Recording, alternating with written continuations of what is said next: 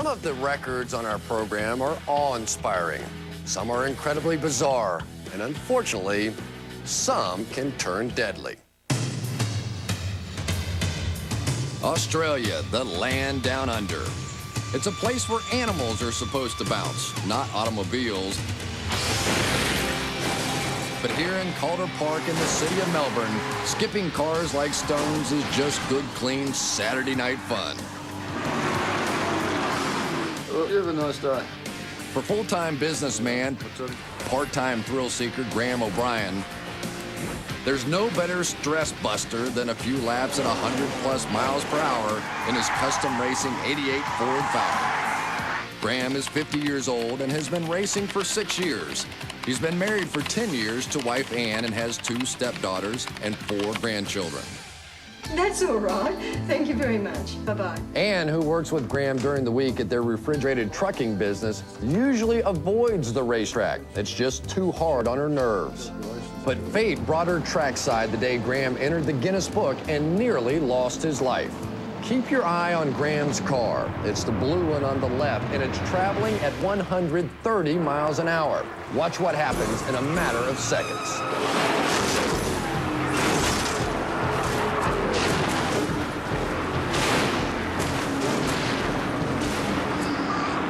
I think it was the second lap. Up on the back straight, I saw Graham's car over the infield and a puff of smoke, and I thought, oh, he's hit someone, and then he became airborne. And at that point, one of the guys in the crew turned me around. It was just total confusion. I just got the shakes then. I couldn't think straight at all. In slow-motion replay, the devastating violence of the freak accident is revealed. A sideways push from the yellow car marked 13 sends Graham up on 2 wheels. The car rolls over once and becomes airborne. 2 more stomach-wrenching rollovers follow in quick succession before the car is bounced off the infield. Graham, now a helpless passenger, is catapulted more than 30 feet in the air. The car spins 4 more times before its next bounce, and twice again before coming to rest. Crew Chief Rob Young was most alarmed by the eerie silence that followed the crash. Start crossing fingers and hope to anything that Graham's going to actually start talking to us on the radio and say, fellas, I'm all right. Unfortunately, because of the extent of the damage, the radio got busted and we couldn't hear it. Amazingly, Graham was alive and conscious. As the car came to rest, the first thing I did was I unbuckled my harness, and also I tried to undo my helmet. The reason I buckled my harness was that the worst fear that a race driver has at an impact is at a fire. I was trying to undo my helmet, but I was disoriented. I couldn't get my hands to undo my helmet. My first thought is he all right? And then it's kind of a blank after that.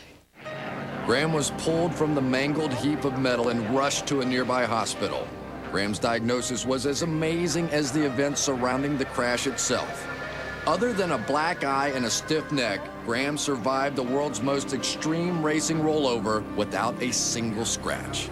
My reaction at that point was just to fall in a heap, I think.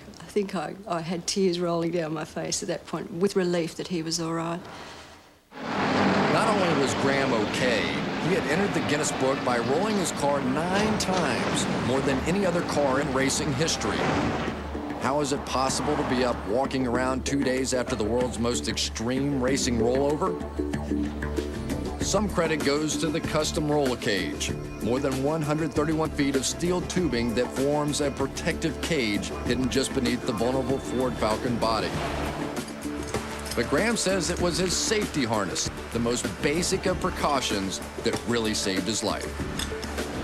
If one's going to be injured in a collision such as that, there are 2 impacts. One impact is of the car stopping, and the second impact is of the driver going against his harness. And if his harness is done up tight enough, the injury that is going to be sustained is minimised directly in proportion to the tightness of the harness. Today, the man Guinness recognizes as the person who walked away from the most rollovers in race history is able to look back and actually enjoy the ride. The moment of impact, I thought, well, this is just another racing incident.